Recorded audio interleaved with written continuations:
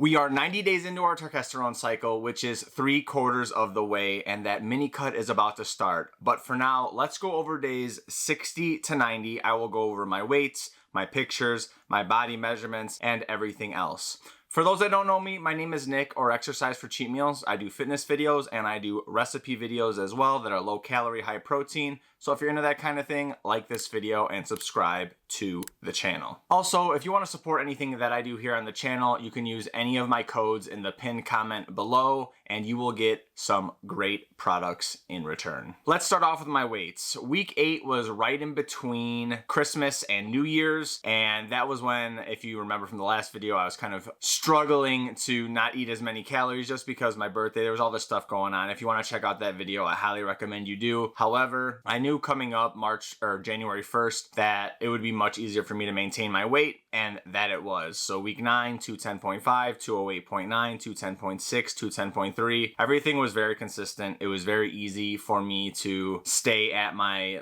maintenance slash maybe slight calorie surplus intake, and everything went good as far as the weight goes. I do want to note this month that I was much looser with my calories as far as counting them. I was going more based off my weight and how I looked in the mirror, how my clothes were fitting. I knew that I was going to be tracking much more diligently for my mini cut that is right around the corner. And I didn't want to have, the pressure on me of counting calories, especially when I'm eating this many calories, because it's very easy for me to just look at a plate and know how many calories are in it. Let's go over our progress pictures. We'll start with the front relax from the very start of the cycle. I got larger love handles. I'm whiter, so everything doesn't look as defined, but everything pretty much, in my opinion, looks the same. I do have a little bit more stomach chub as well. That's gonna go away very quickly coming up here on this mini cut. Front flexed also looks pretty similar, to be honest, once I'm actually stretching out my stomach and you don't see as much. Obviously, I still have a little bit more on my love handles. Then we'll go to the back relaxed. We have definitely some more love handles and less defined looking because I'm so white that you can't really see anything, but that's gonna change here soon because I'm actually starting to get tanner. And then we have our back flex.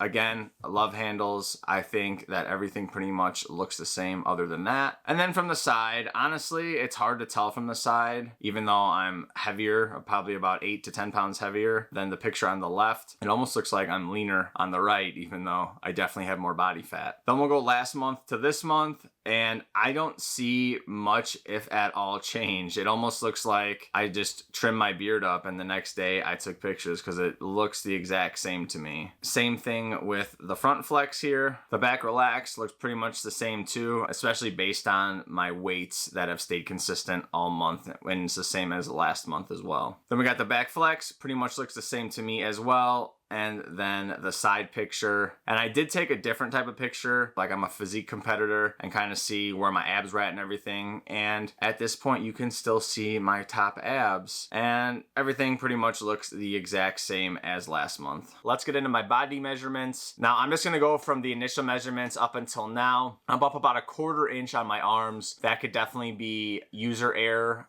when actually taking the measurements. I'm not really counting that too much, but my thighs have went up about 1.5 inches overall. That could be a good thing or a bad thing, depending if it's fat or muscle, but we shall see. My legs have gotten a ton stronger since the start of this whole thing. Calves are the same, unfortunately. My chest has went up about 1/2 inch overall, and last month it was up 3/4 inch.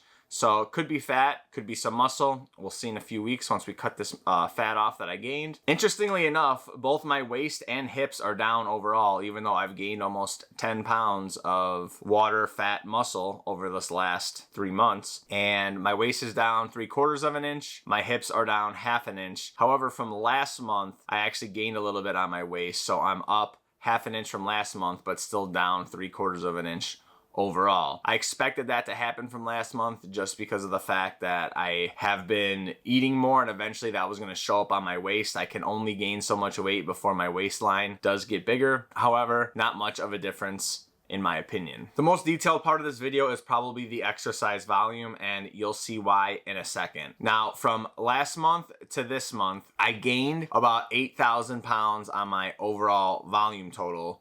So I did go up about 5%, but the first 2 months I was going about 10% up in volume. Now, the first week of the month, I decided to do a deload. My chest was bothering me a little bit. I always get some shoulder impingement in this arm, and my body just felt like it needed a deload. So for the first week, I did a deload. Obviously, volume isn't going to go up. My lifts aren't going to go up because I'm doing half the volume and I'm doing less sets. Then the following week, when I went back to regular volume, it was too much volume and I had such a huge pump that there was no way I can go up in weight. So it wasn't until the third week that I could really start pushing the volume up and pushing the weights up and pushing the reps up to where my body wasn't like, whoa, bro, we went from literally doing half of what we normally do and half the weight to you trying to do all this volume again.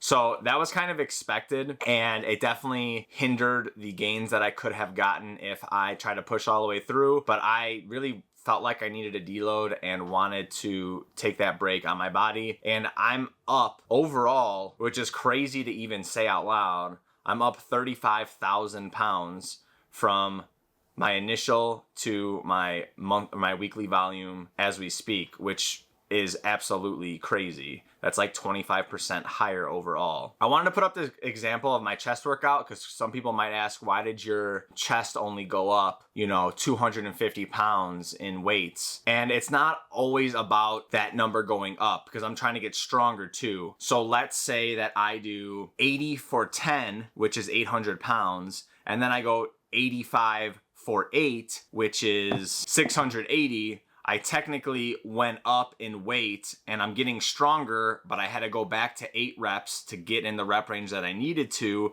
because of the added weight. So now I'm lifting 120 pounds less, but I'm still getting stronger and I'm eventually going to be at 85 for 10. So that's like the cycle you go through. For my chest workout, for example, on my machine press, I've went up from 280 from last month for 9 to 290 for 8, which is technically less volume, but higher in actual weight. So my strength is going up. And then when I do a rest pause set after that, I was doing 230, 13, then 3, and then 2. And then I went up to 235 for 14 to 3, and then 2. Next, we can go to the incline Smith machine. I was doing 170 by 12, and then I went up to 180, which is a nice jump, but I'm only doing 10, which on paper looks like less volume, which it is, but you're also getting more weight on the bar, which is causing more growth because you're progressively overloading. The volume doesn't always need to go up for you to get muscle, because if you're going up in weights, you're not going to be doing as much volume, but you're actually doing progressive overload, which is like the number one principle of getting the muscles bigger and growing them. So at the end of the day, that's why some of my lifts don't go up that much, but my weights have went up pretty much across the board on pretty much, I would say, almost every single lift. Now, although my deload did have an effect on my gains, I have noticed my fatigue is much higher than it was the previous 2 months. So it was just more difficult for me in general to push harder at the gym, especially at the end of each lift, like the last 2 exercises, the last like 6 to 9 sets. It's been increasingly more difficult. My recovery was so much higher at the beginning of, not even the beginning, like the first 2 months of this cycle, and I've noticed a big decrease, even though this last about month I've been taking 8 pills per day. So I ramped up the amount of turkesterone I'm taking, but my fatigue is even higher and I'm not able to push as much as I was. So some of it is the deload, why I didn't go up as much in volume, but at the same time my fatigue is super high and it's just been harder and harder to push at the gym day in and day out. To be honest, I'm kind of excited to be at the end of this muscle building block and to start cutting so I can change up my volume and my schemes. And I'm probably going to be doing a push-pull legs again soon going forward after this whole thing is all said and done. I will say, from my experience at this point, I do kind of think that the turkesterone has a 2-month life cycle where I think you get the best gains in the first 2 months you take it, and then the gains kind of taper off. It's not like you can keep pushing the same amount and you're going to get the same amount of recovery for months and months and months if you keep taking it. Now, I don't have that confirmed yet. I want to wait and see the last few weeks of this cycle in general. But for right now, I would say that a 2-month cycle of this is probably best, unless you like add in ecdysterone or you add in something else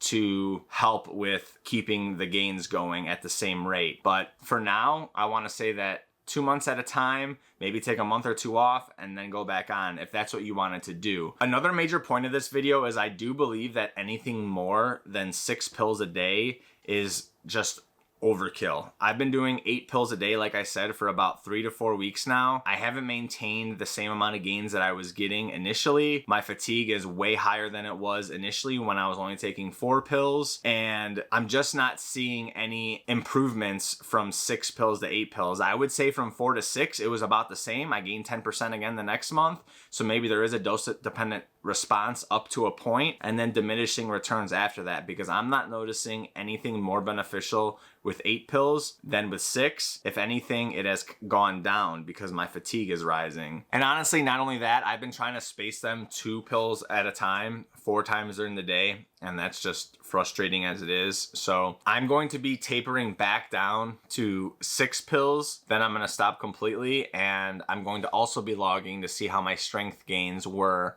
after the fact once I'm done with this entire thing. So there's a few more videos that are going to come out about this. There's a few more weeks of training at maintenance or in a slight surplus, and then we're going to a 2.5 week mini cut. And right before the mini cut is over, maybe a day or two before, I will be going and getting my blood work done, my DEXA scan done, doing my body measurements, and doing final pictures. That is right before I'm going on vacation, so not only do I have the motivation from just finishing out this cycle and showing you guys the results, I'll also be going on vacation, where obviously I would like to look the best that I can. So stay tuned, got another episode coming up in probably about a month or so, and until next time.